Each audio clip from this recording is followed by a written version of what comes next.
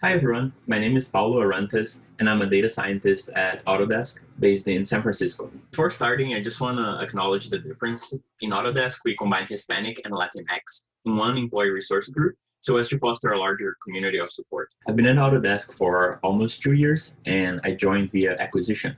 And I currently work in the construction side. It's Autodesk Construction Solutions focused on the whole construction industry. Our goal is basically to connect everything from the trailer to the office to the construction site and make sure that it's a very integrated experience for everybody. My team currently focuses on giving data solutions to any problem in the construction industry. So our reach is very broad. We work with a lot of teams inside of Autodesk to make sure that we're solving their problems. I think if you've never heard of Autodesk before, it's good to show you a little bit of what it is. And basically, we make software for people who make things. And I'm going to show you a quick video, just a minute, about some of the things that we make.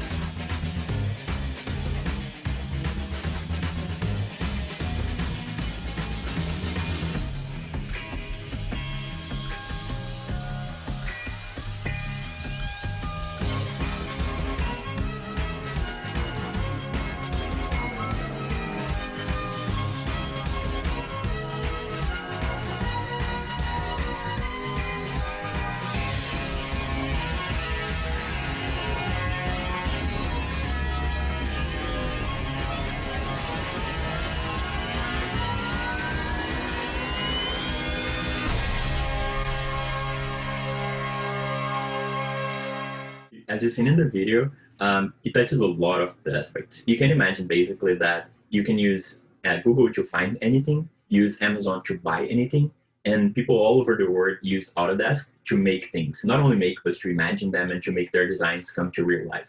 This affects from many, many industries, as you've seen. A quick funny story, but if you've ever driven a high-performance car, you admire a towering skyscraper, you use the smartphone and all its little bit of pieces that are using the manufacturing process, or watch the great film with all those beautiful special effects. In fact, I think that almost all the Academy-nominated movies in the past 10 years used some type of Autodesk technology in the special effects. So chances are, if you did any of those things, you've experienced what millions of Autodesk customers are doing with our software. Autodesk basically gives you the power to make anything.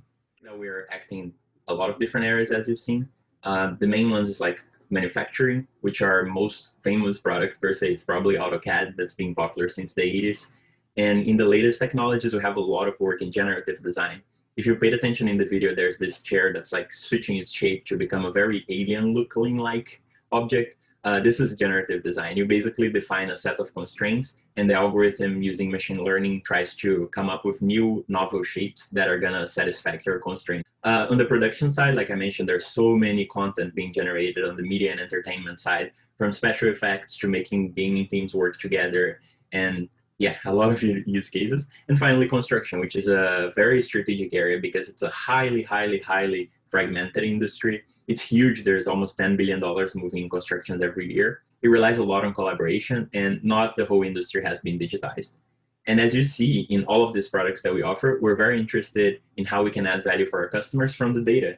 Imagine how much data is generated through a process of creating something and designing something and then implementing something in the real world, building that with CNC machines, or making a building come from nothing in the floor and become like a huge skyscraper or a hospital or a school, or anything that you can imagine, and how many people are behind those processes, and how we can make sure that what they're doing in the real life makes sense to the plans and how they can collaborate. So it's pretty exciting, and we want to inspire our customers in all these three industries to converge all their design and make processes. So I'm originally from Brazil. I was born and raised there until I was 22 years old, and I did my college in business administration. And I've always liked that area. I was always working with entrepreneurs, Even before college, I started two small startups. One was like a t-shirt business where we created our own brand and sold the first collection to an investor, but very small. We're still like in high school. And then we had a penny auction website, me and a few friends. It lasted less than a year. We went bankrupt, but it was a fun experience. But I feel like my framework for everything that I decide is I'm very anxious. I have a lot of anxiety. So I try to have an impact as fast as possible, not only to impact people and bring something to the world, but also to validate my hypothesis. So I try to come up with a lot of ideas and I want to validate them fast. So dealing with entrepreneurship for me was fascinating. I worked in a nonprofit that used to support high growth entrepreneurship. We would select entrepreneurs that were growing a lot, but they had a lot of challenges that they couldn't solve by themselves. And we would attract the best and brightest mentors in a network. And these were like the highest CEOs and entrepreneurs of that given country, in my case in Brazil. And they would donate their time to help shorten the learning cycle of these entrepreneurs by mentorship and understanding what was going on in their companies, what was going on through their heads. And it was like a huge learning for me. But every time that I was working with these entrepreneurs, all of our benchmarks were reading TechCrunch and seeing like, oh, those companies are happening in the United States. San Francisco acquisitions, specifically a company that I was working for a little bit was an Internet of Things company. So we're doing hardware, and all of the hardware companies in this realm was being acquired and sold, and all the M&A activity was from San Francisco. So that's one of the reasons I decided to move here. The other reason is love. Just like my current wife, my girlfriend at the time, she was from Los Angeles and she was living in Brazil with me after she finished her college. So when I finished my college, it was kind of our time to come back. But we chose San Francisco because of all of this technology action that was happening. Honestly, I never thought of myself going into STEM. I always thought I would be like the business person behind, but moving to San Francisco just made me really inspired. I think that when I first moved here, I was working for this Brazilian company remotely. It was a very hard thing because I had no office. I was working from home alone. I had no colleagues. And I feel like I wasn't growing as much just because I wasn't interacting with people. I ended up leaving this company and joining my first startup. This was wild. I had listened to stories of startup, but my first experience, I joined to help them raise a Series A investment round, and we failed. So in actually a few months, it wasn't even 6 months, we ran out of cash and had to shut everything down. So it was very fast but crazy experience that I learned a lot. In that point, I decided to take some time to think about what I wanted to do next. And this is when I slowly came to the conclusion that I wanted to see if I would like data science. I realized a pattern in my life that every time that I was working with business, I was using a lot of data to make my decisions, but I was always relying on other people to gather that data or to find like research that somebody put online about an industry and try to connect all the dots from this type of information. But my tool set was very limited. All that I could do was analyze Excel spreadsheets. So seeing this pattern that I was making all my decisions with data and I was not able to get and play with the data myself, my first hypothesis was, can I learn that? And full disclosure, my background is not in math. I'm not the best at statistics at least, and I never coded in my life. And deciding to go to the data science route required me to learn how to code. I learned online, like just following a course. And then I started interviewing people that were data scientists. And some of them I did get introductions, but most of them I was cold calling, sending messages on LinkedIn for this random data scientist at Twitter because it's something that I aspire to do someday, and I would ask for advice. Ended up interviewing 14 data scientists, not only from San Francisco, but all over the world. Some just online, some were kind enough to grab coffee with me. And they were great guides in helping me make the decision to enter the area of data scientist through a bootcamp. And bootcamp, it gives you a lot of breadth. You can understand a lot about many topics, but you're not going to become an expert in any. My other route was to go for a more formal training, but it would require a lot more time. And I wanted to just validate. And just sharing a quick story, my mom is a nurse, and when I wanted to be a doctor back then, I think I was 15 or 16 maybe, and it was about time to decide what I would do for college. And she took me on a tour of the ER, which is a very hardcore ER, is one of the largest in Latin America that she worked in. And she took me on a tour to walk around. I talked to some doctors who gave me advice. And she gave me the opportunity to see and meet some patients to see what it would be like. The reason for that is, again, to validate the hypothesis fast. My mom would tell me that some people would go into med school, spend 6 years, and then as soon as they would do the first residency, they would discover that they have some allergy to the latex glove that were available at the time, for example, or they just couldn't deal with blood. They would faint and there's nothing that they could do. So I just kept this number in my mind, like 6 years to do something and then discover on the day one of the practical application that you just can't do this. It's not a good fit for your personality or for how you are as a person. Makes me really want to validate things fast. So that's why I decided the bootcamp, 3.5 months. I would say that when I was going through the bootcamp, I imagined it would be magical. It would be like this 3.5 months, get out of there with a high paying salary in a tech company, and I would be like a data scientist. Not the case. I think that it was just the beginning of my journey there. I had to learn how to code before applying for the program, which took a few months, the 3.5 months from the program. And I was not ready to get a job at the time. I needed to get a lot more practical experience. And at least it was good enough to validate my hypothesis. So I knew that I was super excited. I was learning the tools to deal with data, and that it was finally my time to do the things that I wanted to do with data. It took me 6 months to get my first job.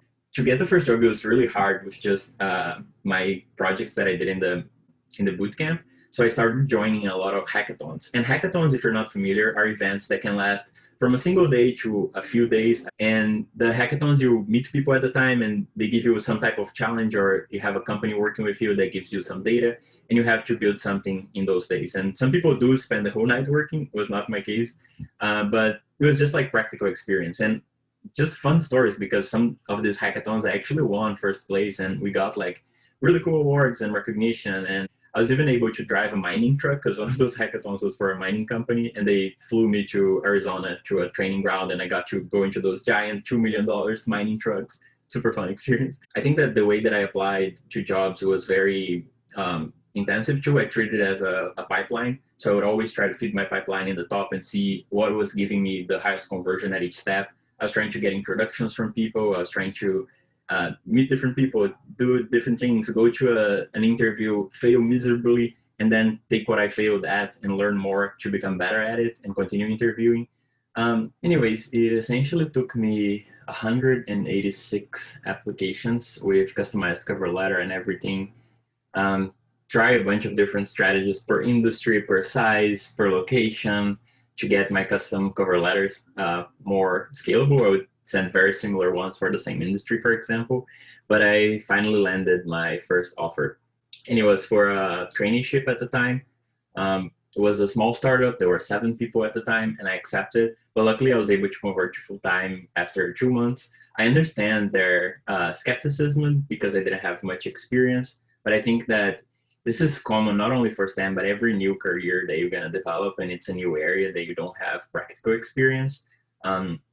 You need to show that you have the skills regardless, and that you have the will, and that you have the right attitude to be there, and people will value that as well, including the portfolio that I developed at the hackathon as well. It lasted about 2 years. I was there.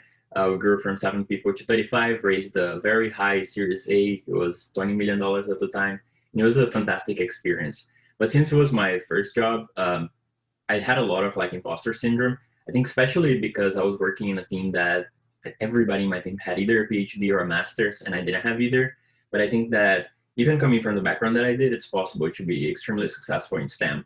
STEM is super fantastic because it gives you so many opportunities. I think that at the startup, I had the chance to wear many different hats, from managing, from data collection, from creating the product, working more on the software side, which I had zero experience before. And it's similar. I think it's interesting because everybody says like, at a startup, you get to wear multiple hats. But working at Autodesk now too, I feel that I can wear multiple hats and I have a better support because there's so many people doing so many things that I can easily get involved with them and have a very similar experience, except the processes are more structured through. So it honestly gives me a little bit more of a peace of mind when I'm going to take a risk and try something out of my comfort zone. But yeah, finally, just to wrap up this section of my talk, I want to just give like a few tips. I feel like every new field you're going to have to prove yourself. And this is going to be common not only for right now, but for our generation, across our career, we're going to have to change careers a few times, I feel like. Everything is just developing so fast, especially in technology. They have to always have this growth mindset in which you're always trying to learn something new and be a little outside of your comfort zone to understand how things are working. So we got to get used to this rejection into a new field. I feel like the application process, it is somewhat a numbers game in the beginning for every new career, but also develop a portfolio. I think the hackathons are a great hands-on way to do that, but it doesn't need to be just that. If you're interested in data, I recommend looking at Kaggle. Try to find companies that you can do a small project with, even if it's pro bono. And finally, just have a positive outlook on it. It's hard to do any transition. It's hard to get into a new field that seems different. In the beginning, it's normal to feel this imposter syndrome, like I'm not good enough in this job. I don't feel confident about it. But there's a lot of ways to bridge that gap. None of them is as good as just doing it and feeling it in your own skin how that happens. But there's a lot of things that we can do to make this transition much faster. And this is where I'm going to talk about mentorship. Mentoring is a topic that I am extremely passionate about. As you've seen through my trajectory, it was critical and it really did change my life multiple times. At Endeavor, when I saw entrepreneurs being helped by other entrepreneurs and saving tons of times in the challenge that they faced, all the way from my mom since an early age, teaching me about talking to the people that do what you aspire to do, to see how it actually feels to be them. And never take them as the one source of truth, but as you start talking to more and more people, you start to get a better picture about what it actually is like. And yeah, this is the trick, is to always go for multiple people and make your own conclusions. I feel like there's no copy paste that's gonna ever work. If you read a book about somebody who inspires you and you try to follow the way that they did, 99% chance that it's not gonna work. There's a small chance that it could, but you gotta sample from multiple people to understand what actually works for you. A common question when we talk about mentorship is first, how to approach people. I think that an introduction is always the best way. If you know somebody who knows that person, is a good practice to ask for an introduction and explain the person what you want from that introduction. One thing that I did not know, it's the importance of the double opt-in, which is basically you ask somebody to make an introduction for you. That person makes sure that they ask the person they want the introduction to if they also would like to be introduced to you before just making the connection. In Brazil, people usually, they just make the connection, and sometimes it's awkward when you receive somebody an email in your inbox asking for something, you don't know how to say no without being impolite. So it's always good to double check that the person also wants to be introduced to whoever is asking. Yeah, the second thing is to always be clear about your request. If you receive a lot of LinkedIn connections that just say nothing, it's really hard for me to know what their true intention and what they want from that connection. So once you start receiving a lot, you just unfortunately don't have the time to engage in all these conversations. So always being clear about why you want to meet that person. If you have an idea or an assumption of what you want to learn from them, being transparent is always the best way. And if you already know of a way that you can provide some value for that person, it's always helpful. People are always willing to learn about different things. So if you have something they already know you can offer, that's always good to be upfront. And finally, be thankful and respectful of people's time. They are taking the time to talk to you. It's easier to just not do it, but yeah, just always be mindful, be always on time if you schedule something, and check if it's about to end and you still have very pressing questions, if the person is willing to stay another 10 minutes with you or something like that. Another tip is that you can join discussion channels where your targets or people that share the interest of something they want to learn about, they also frequent those channels. And this can go from like finding a meetup that connects and talks about a topic that you want to learn about, all the way from finding events, finding a specific person that you want to talk or learn about something, and see like what groups they follow on LinkedIn to gauge a little bit of their interests and see if you can participate in some of those forums, because that's how you talk to them in a more casual setting that's not a one-on-one introduction. Working at Autodesk, for example, we have 13,000 people on the Slack channel. So now I don't even need to go only to external sources. I can just like join a channel that's discussing about this generative design topic and just learn from the experts and ask questions and be interested and curious about it. People are super open to that. More than we think about. Like, we love talking about ourselves in general. I think it's very easy to tell a story because you have the full context. You live the whole experience about what you're sharing.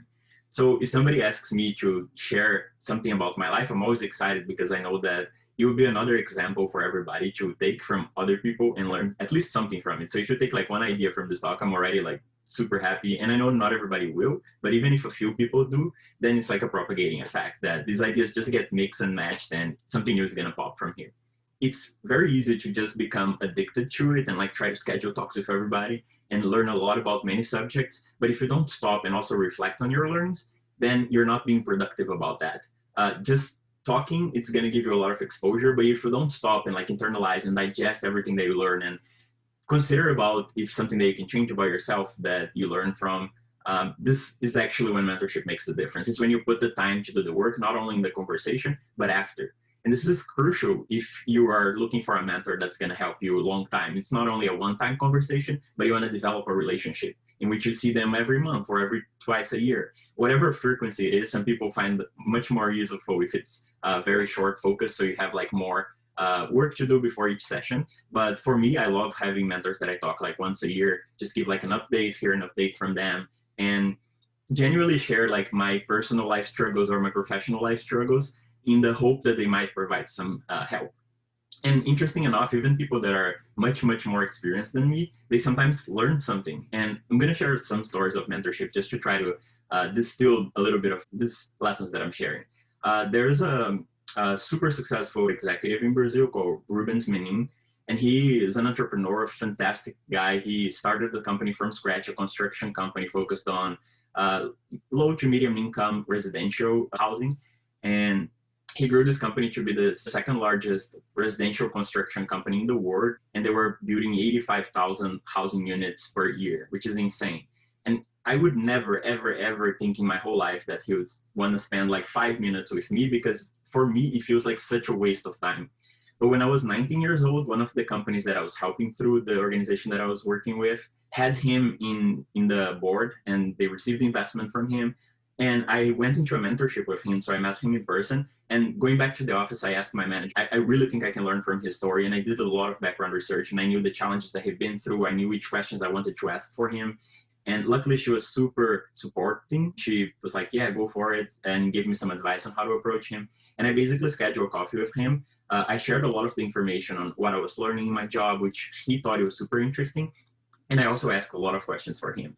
And in the end, I asked him like, hey, I have this upcoming challenges that I want to face in my career. I think you can help me because of this experience that you have. And I really like your perspective on this. So I would like you to be my mentor. And he accepted. And I was like, crazy, crazy, crazy, because it basically unlocked in my mind the knowledge that this is possible, that people see value in this. And then after 3 or 4 sessions, I would get feedback that he was like excited about some of the things that I was sharing. And for him, and I asked him because I was very curious why he was thinking it was interesting. And he told me that we're in such different moments in life and different technologies that we use and different contexts that he could learn a lot from my perspective, especially because in their company, they're interested in people that are in my segment, that in like 10 years from when I was talking to him, would start to buy a home. So he was very curious in like my generation in general. And even that was something that I could add to him by just sharing my perspective.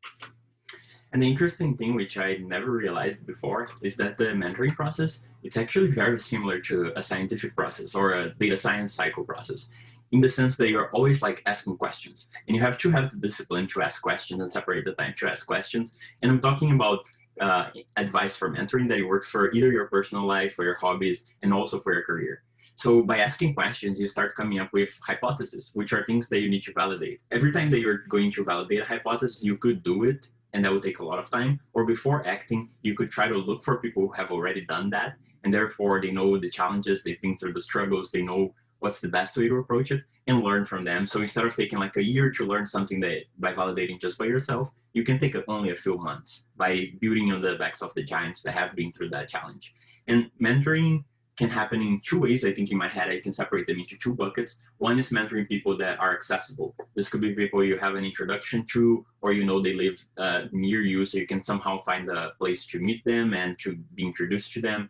And there's another type of mentorship, which is to pick the brain of people who are no longer alive with us through books. Sometimes the questions that you want to validate or the questions that you have for yourself, some people have talked about them, and you can just find their content in books and in the internet as well. Even if they're all the way across the world, there's so much information that you can help digest your hypothesis a little bit before just going through action mode. An example for this, in the beginning of my career, when I was very engaged in entrepreneurship, there was a Brazilian entrepreneur called Osiris Silva, who I absolutely admire too.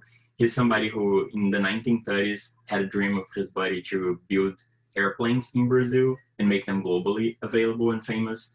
And it's a guy that just never gave up. He spent his whole life working towards this goal. He ended up making it happen. He founded Embraer in the 80s, and now they have planes flying in nearly 200 countries all over the world. And it's a Brazilian airplane. And this guy, I really admire him so much that when I first joined Endeavor, I saw that he was in the mentor list, and I worked so hard to find a company that was related to the aerospace technology, that just so he could help us validate their business model. And I called him, left a message, and I was able to talk to him on the phone for like 5 minutes, asking some questions about the industry. And it was fascinating. Again, I was like blown away that he could spend this time with me. And I ended up meeting him in person one day. He had this book that inspired me many years before I entered this entrepreneurship journey. And it's basically letters to a young entrepreneur. And after I met him, it was so cool because he could share a lot of his knowledge, and I got my book signed. And these are just some examples of like how to get mentorships, even if they're not a long-term relationship, but it's just somebody that you can pick their brain one way or another, and that help you shorten your learning cycles. And in the sense that you're always validating and coming up with the results and coming up with new hypotheses. So it's ever an ever growing cycle. And just like I said, that the mentors can actually learn from us, even though you don't feel like you have a lot to contribute sometimes. The other way is around. So every time that you're looking for mentors, remember that some people are also looking for the knowledge that you have, and you can help them shorten their learning cycles. And then you start to understand a lot more about the cycle of mentorship, because you're always going to be having new ideas, new hypotheses, coming up with these things to validate and gather data. And the data could be by doing, but it could also be by finding people who have done that before. And they're going to be happy to help you, because they're also going to learn something from you that might help change their hypothesis, even though they're in a completely different stage of life or career or challenges. And we just gather more data and continue doing. So always try to be mentoring and be mentored by people, even if it's a one-time opportunity, or if you can develop some relationships, always better. And I always try to keep my mentors updated. Another funny thing is that sometimes people just never reach out. The DocuSign CEO, he would go to like university, give a speech, and saying then like, here's my email, if you have any questions, like reach out. And nobody would. And so that like the very few people who actually reached out, he ended up like talking to and mentoring and doing anything that he wanted. But yeah, just be bold. Like sometimes it pays off.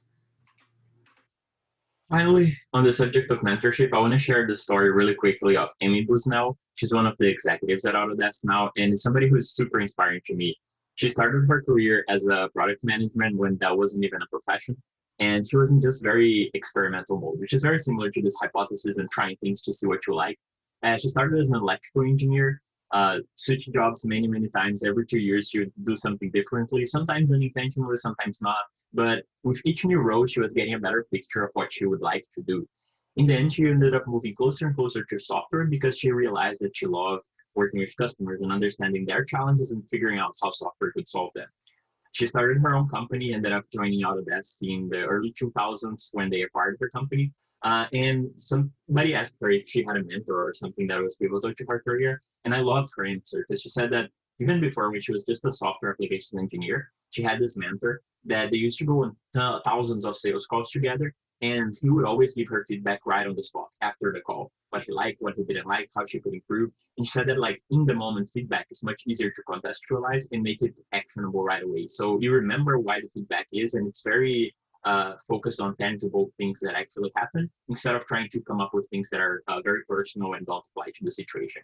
And this brings another point that she says that when you're getting this kind of feedback from a mentor or from a coworker or from somebody, it doesn't always feel good. Sometimes it's painful to hear some things that we don't want to hear, but it always pays off in the end, according to her, and I can totally agree with that. So there's always some truth in saying that feedback is a gift. So if you're not getting any, you should ask for some.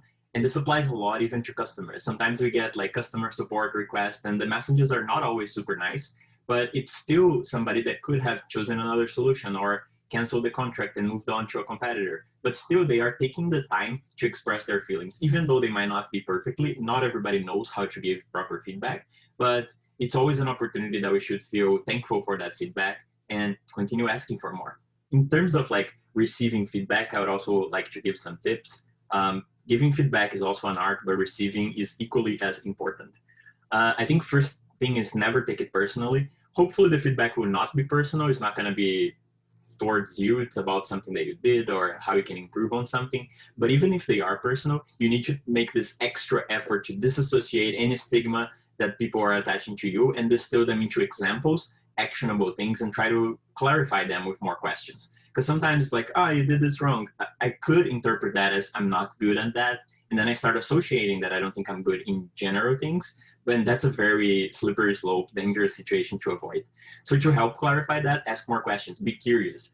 Try to ask questions about why that happened. What is the situation, if the person can think of an example in which that manifested. So you can, just like Amy said, make it into more of in the time that it happens action, and you can remember why that feedback is based on and how you can improve based on actions and not based on something regarding your personal characteristics.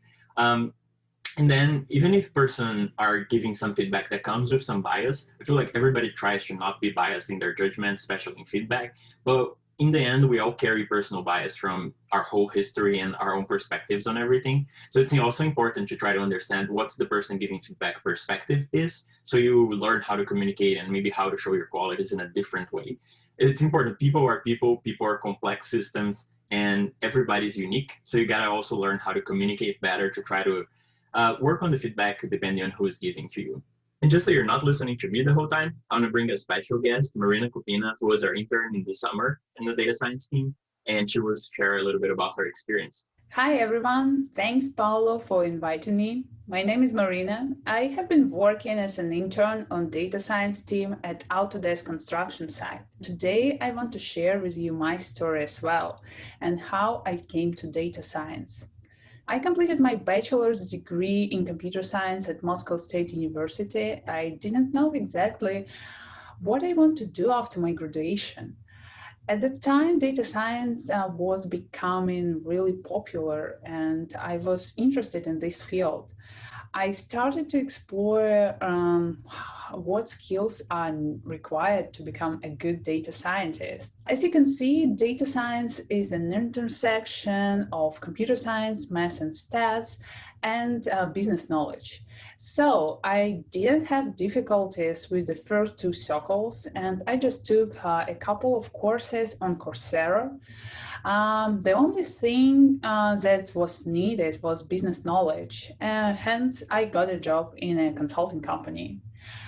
Data science expertise has just begun to develop, and many Russian companies were extremely skeptical about data science values for their businesses. Hence, it allowed me to understand better real business needs, to be more persuasive in our proposals. As a result, I participated in different projects from a variety of industries, starting from natural resources and finishing with retail industry. So I covered the third Euler circle. Furthermore, I decided that I need to boost my data science knowledge and applied for a master's degree. Currently, I'm pursuing my master's at the University of Rochester, and I will graduate soon. So let's begin with my favorite part and my summer internship in Autodesk. My application process was not so long, and I had several interviews where my take-home challenge was an implementation of a predictive model.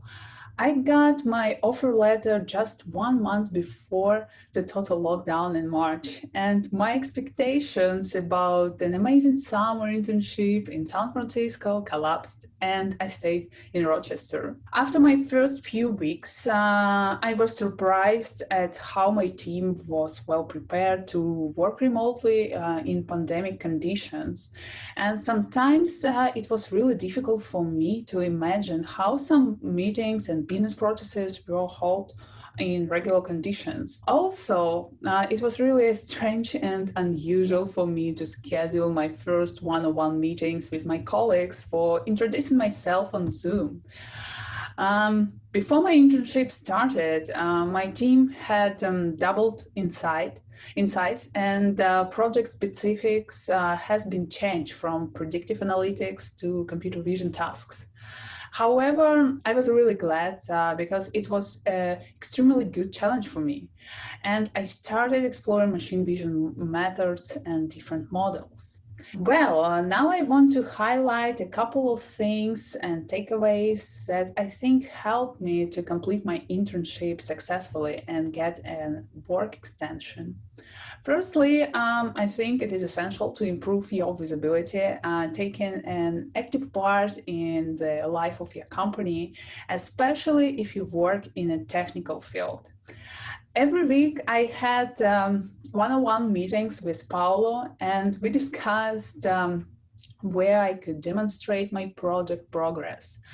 Suddenly, at the end of my internship, Paulo mentioned that I can present my project on Demo Hall if I want. For your understanding, Demo Hall is a huge event for Autodesk construction where usually participate more than 150 people.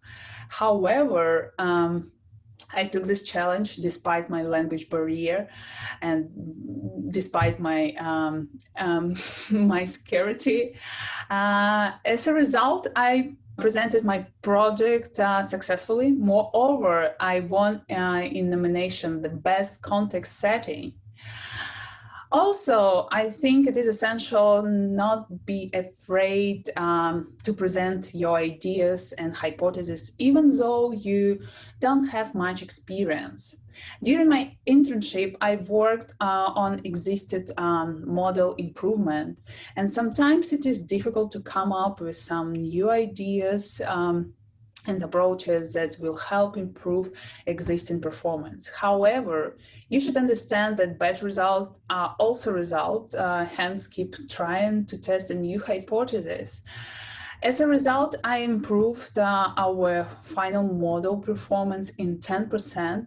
That was a grateful achievement for my internship, and this role actually helped me a lot. Remote work is really stressful, especially for newcomers. But I was extremely happy that my team, especially my manager and mentor, were very supportive during this time. And pandemic has brought about numerous lifestyle changes. And I'm really glad that I went through these challenges with my team and Autodesk. Awesome. So let's talk about leading through influence, which is basically what I call managing for non-managers. There's different levels of management. I'm going to go over basically 4 here. The first one is managing myself or yourself. So this is something that we learn since we're little. Slowly we get more responsibility and we have to manage our own time. In school, we have a very structured schedule to follow that's basically given to us, and that's the way to be successful, even though you can find other ways, of course. But once you're in the real world and you join a company, of course, depending on the company, you're given a lot of freedom to manage your own schedule, manage your own compromises, and manage how you deliver your own work with quality, given the deadlines and all the stakeholders that you keep them updated about what you're doing.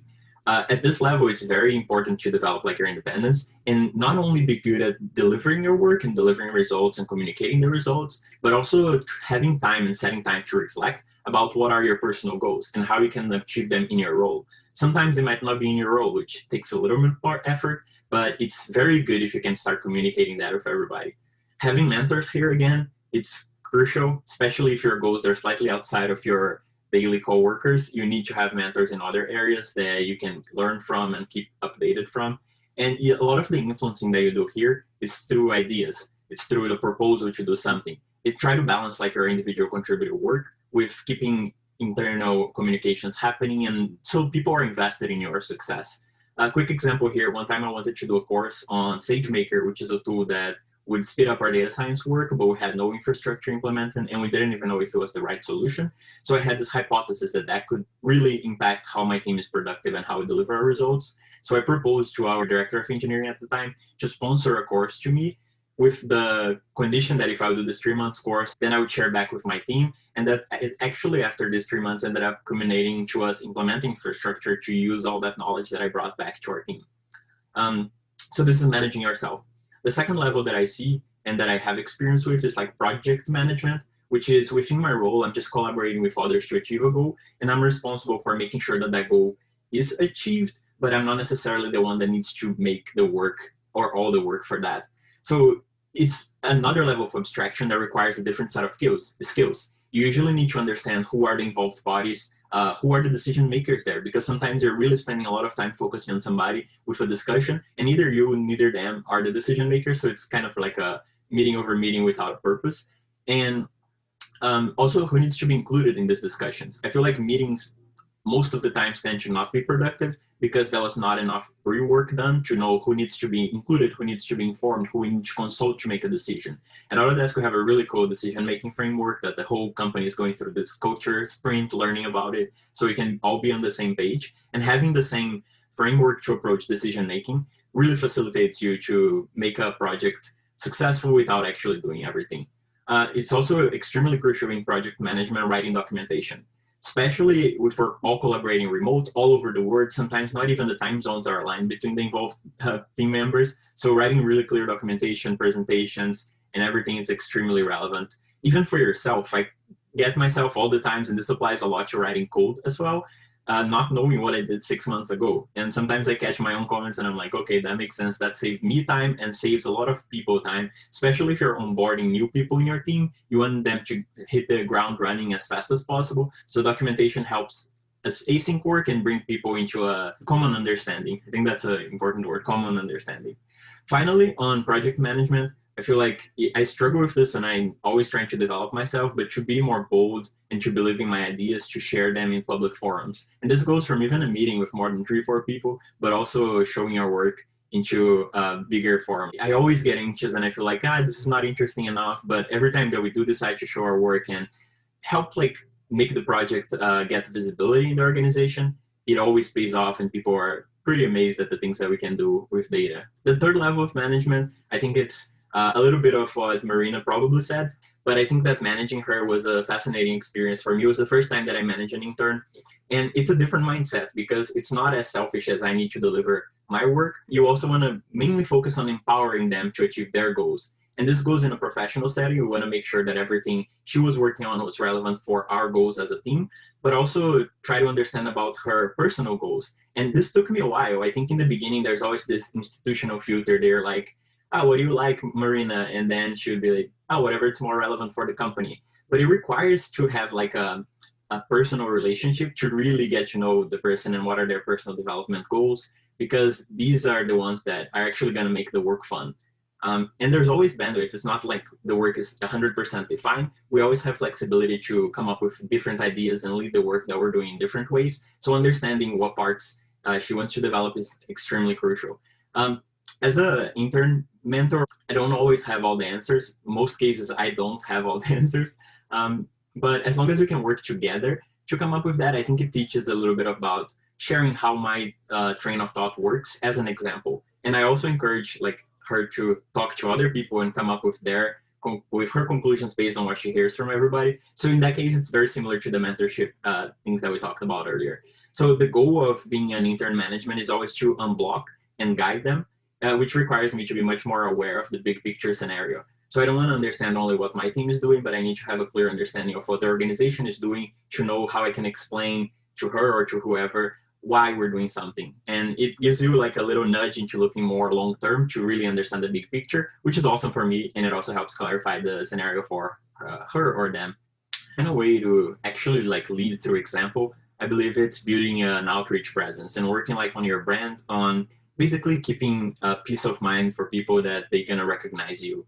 And I think I learned this with a philosophy professor that I had, that you never actually learn something the first time that you see it, but you're only going to learn when you see it a second or a third time, and you're going to connect the dots and really absorb that content. And I feel like it's the same when you're trying to build your personal brand, especially in a large organization as Autodesk or any organization that you join in the future. And you need to be over communicative.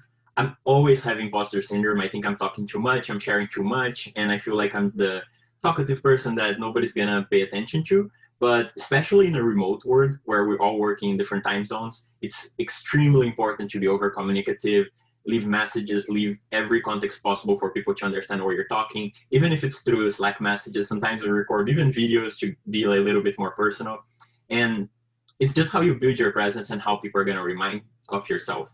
For me personally, the way that I like to do that is I like to engage in new challenges. This is something that I personally love.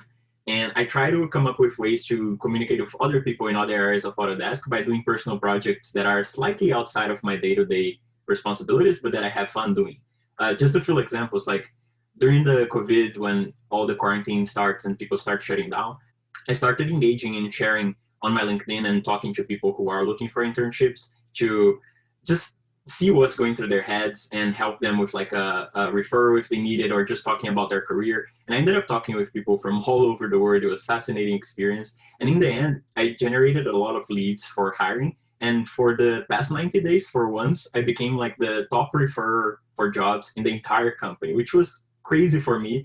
But just meeting the people and sharing the stories let me meet new people at Autodesk that I wanted to share this story with. I also started working as a pro bono consultant. We work with a nonprofit from the UK. It was a startup that's helping furlough people when blue-collar workers find other opportunities for relocation based on their skills, personality, and would rank the opportunities available based on their lowest risk of the position being automated. So they can transition to a new career that it's not going to change in 5 years. It's data related. We're using like state-of-the-art algorithms to deliver the solution, but it just makes me feel more a sense of accomplishment and belonging if I can do this on my day-to-day and learn new skills. Finally, Autodesk has this really cool thing called LUMA, which is human-centered design thinking methods that we use to make meetings and come up with a lot of ideas for teams to collaborate better. And I started really liking that because I would be able to interact with other teams. And I started being a facilitator. So nowadays I facilitated sessions for the customer success team. I'm currently doing one for our legal team. So this is always pushing me completely outside of my comfort zone. Sometimes I'm leading team events with like 12 high directors and executives. So it helps build my image inside the company or for the world as like an expert in these teams of making people come up with great ideas and collaborate together. And also apply to do talk opportunities like this one. It's always a pleasure to share a little bit of my story, helping other teams through mentorship as well. Everything I know about generative design, for example, was just doing mentorship with another team that was implementing a recommender system. And I had in the past implemented a recommender system for the construction industry when subcontractors are looking for a job, for example. And there's just like building your community. You can find anything if you search for in terms of outreach. A bigger organization is better for that. But if you're in a smaller organization, there's always external outreach that you can do, look for meetups to talk and to engage in other ways. And if I could summarize like what you should take from this, I think first, invest in communication. Everything that we do, it's always about people. There will be people anywhere that we engage, and we have to collaborate, and we have to understand our differences, our personal bias to come up with something better together. So especially in large organizations, especially in remote times, content sharing, it's the king or the queen. You always got to be working on this to improve how you share that context with everybody to make your message clear and well understood everywhere. Second, seek mentors and seek mentees. Be more open to this. There's always somebody that you can help, and having a mentor to guide you through your personal challenges, it's also going to help you build confidence to do whatever you dream of, whatever you want to make. It takes a little bit, especially if you're entering a new industry, to get confidence. When I left the bootcamp, they would give us a lot of advice to say like, I am a data scientist, so you start believing in it. I would say that from my mouth out, but I would not believe in it. I was not a data scientist at that time. I was in the middle of the transition. I feel like a trapeze artist when you're jumping from one trapeze to the other one, and you're just like in the air. You don't know, you're not in the previous one, you're not in the front one, you're doing this career transition. But in this moment, you just got to believe that there's a safety net, that if you fall, you can still get back in it. And mentors really help you with that. They help shorten your learning cycle and help you build confidence, so you start fighting a little bit against that imposter syndrome that today allows me to confidently say and believe in it, which is the most important part, that I am a data scientist and that I am a good engineer. This is also something that took me forever because I'm not from a math background. I'm not from a programming or computer science background. I would not believe that I was a good engineer until only like a year ago. And it was basically by asking a lot of feedback and hearing over and over and over that I was a great engineer that I started believing in it. So seeking mentors and seeking feedback, a great way to achieve that. And finally, just always try to learn and continuously learning about how to adapt to new situations. Quarantine is a big situation that we're facing right now, but other things change all the time. Like your company can change, your likes can change, your situation can change. So adapting to this is fundamental. My team had been through 4 large reorganizations of how we work and changing teams and getting new teams and being under somebody else and the leadership changing. And we were still able to be super productive through these times because my team has learned to really adapt fast and not be like complaining about it, but just understand how we can make the most of each of this situation. Final tip here on like always trying new things and learning to adapt is that if not everything, most things that you want and that you aspire are going to be slightly outside of your comfort zone.